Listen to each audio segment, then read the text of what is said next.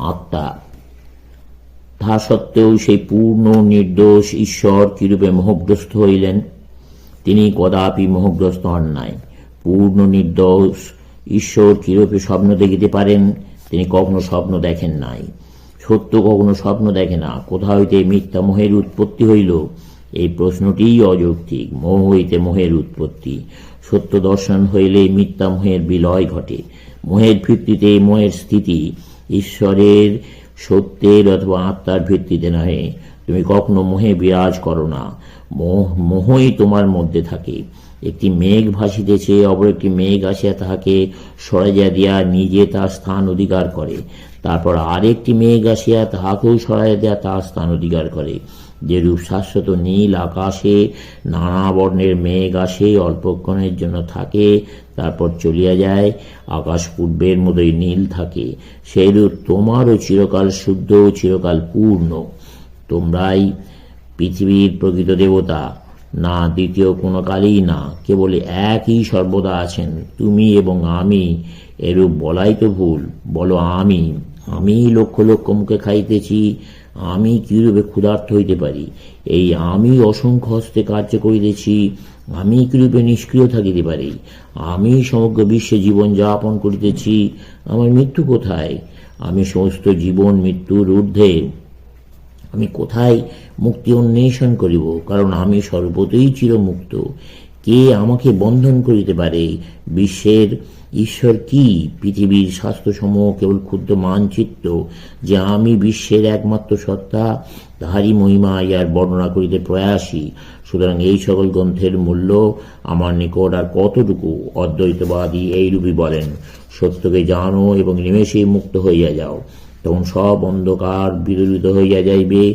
যখন মানুষ নিজেকে বিশ্বের অনন্ত অসীম সত্তার সহিত এক বলিয়া উপলব্ধি করে, তখন সমস্ত ভেদ দূরীভূত হয়। যে সকল নরনারী, সকল দেবতা দেবদূত, সকল পশুপক্ষী, বৃক্ষলতা এবং সমগ্র বিশ্ব ব্রহ্মাণ্ড সে একত্রে দ্রবীভূত হইয়া যায়, তখন সমস্ত ভয়ও দূর হইয়া যায়। আমি কি নিজেকে আঘাত করিতে পারি? আমি কি নিজেকে হত্যা করিতে পারি? আমি কি নিজেকে আহত করতে পারি? কাহাকে ভয় করিব? তুমি কি কোনোদিন নিজেকে ভয় করিতে পারো? তখন সকল দুঃখ দূর হইয়া যাইবে। কি আমার দুঃখের কারণ হইতে পারে? আমি তো পৃথিবীর একমাত্র সত্তা। তখন সকল ঈর্ষা দূর হইয়া যাইবে।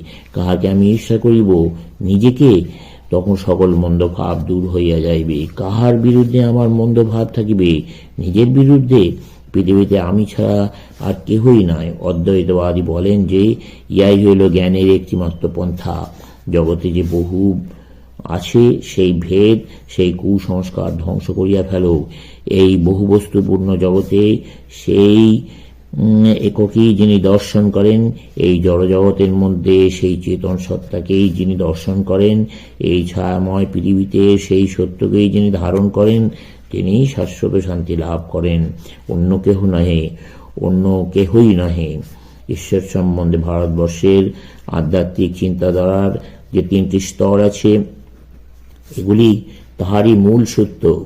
আমরা দেখিয়াছি, ইহার আরম্ভ হইয়াছে জগৎ বহির্ভূত ব্যক্তিভাব অন্য ঈশ্বরের মতবাদ লইয়া, তারপর বাহির হইতে ভেতরে গিয়া ইহা জগতের অন্তর্যামী ঈশ্বরের মতবাদের স্থিতি লাভ করে। পরিশেষে জীবাত্মা ও পরমাত্মাকে এক এবং অভিন্ন প্রতিপন্ন করিয়া এবং সেই আত্মাকে পৃথিবীর বহু রূপ প্রকাশের ভিত্তি নির্দেশ করিয়া এই আধ্যাত্মিক চিন্তা শেষ হইয়াছে। ইহাই বেদের চরম এবং পরম কথা। দ্বৈতবাদের ভাব লইয়া ইহার আরম্ভ বিশিষ্ট অদ্বৈতবাদের মধ্য দিয়ে অগ্রসর হয় এবং অদ্বৈতবাদের সমাপ্ত হয়। আমরা জানি পৃথিবীতে অল্প সংখ্যক ব্যক্তি শেষ পর্যন্ত এই অবস্থায় পৌঁছতে পারেন, এমনকি ইয়াতে বিশ্বাস করিতে পারেন, এবং তা অপেক্ষা অল্প ব্যক্তি এই ভাব অনুসারে কার্য করতে পারেন। তা সত্ত্বেও আমরা জানি ইহার মধ্যেই আছে বিশ্বের সকল নীতিতত্ত্ব, সকল আধ্যাত্মিক তত্ত্বের পূর্ণ ব্যাখ্যা। অপরের মঙ্গল সাধন করো, যা সকলেই বলেন, কিন্তু কেন? ইহার ব্যাখ্যা কি?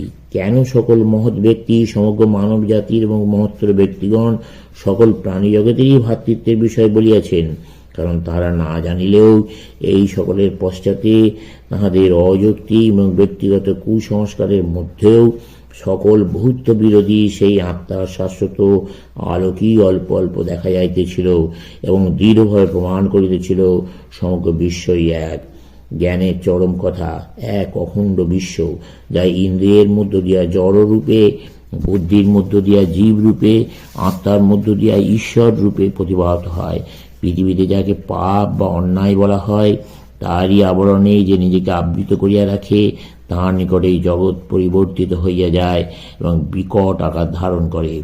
একজন ভোগ সুখকামের নিকটে পৃথিবী পরিবর্তিত হইয়া স্বর্গের আকার ধারণ করে এবং পূর্ণ মানবের নিকট সবই তিরোহিত এবং সবকিছুই তার নিজেরই আত্মা হইয়া যায়। বস্তুত সমাজে বর্তমান অবস্থায় পূর্বোক্ত সকল স্তরের প্রয়োজনীয়তা আছে। একটি স্তর অপর স্তরকে মিথ্যা বলিয়া প্রমাণ করে না। একটি স্তর অপর স্তরের পূর্ণতর রূপ মাত্র। অদ্বৈতবাদী বা বিশিষ্ট অদ্বৈতবাদী একথা বলেন না যে দ্বৈতবাদ ভ্রমাত্মক। ইহাও সত্য, কিন্তু নিম্ন স্তরের সত্য। ইহাও পূর্ণ সত্যের দিকেই অগ্রসর হইতেছে। সুতরাং প্রত্যেকেই তার নিজের জ্ঞান বুদ্ধি অনুসারে জগৎ সম্বন্ধে ধারণা পোষণ করিতে দাও। কাহাকেও আঘাত করিও না, কাহাকে স্থান দিতে অসম্মত হইও না। যে যেখানে দণ্ডায়মান আছে সেখানেই তাকে গ্রহণ করো এবং যদি পারো তাকে সাহায্য করিবার জন্য হস্ত প্রসারিত করিয়া দাও। তাকে উচ্চতর স্তরে উন্নীত করো, কিন্তু তাকে আঘাত করিও না, ধ্বংস করিও না। পরিশেষে সকলেই সত্যি উপনীত হইবে। যখন হৃদয়ে সকল কামনা পরাভূত হইবে, তখনই মর্তে জীব অমৃত তত্ত্বের অধিকারী হইবে। তখন জীবই স্বয়ং ঈশ্বর হইয়া যাইবে। সমাপ্ত।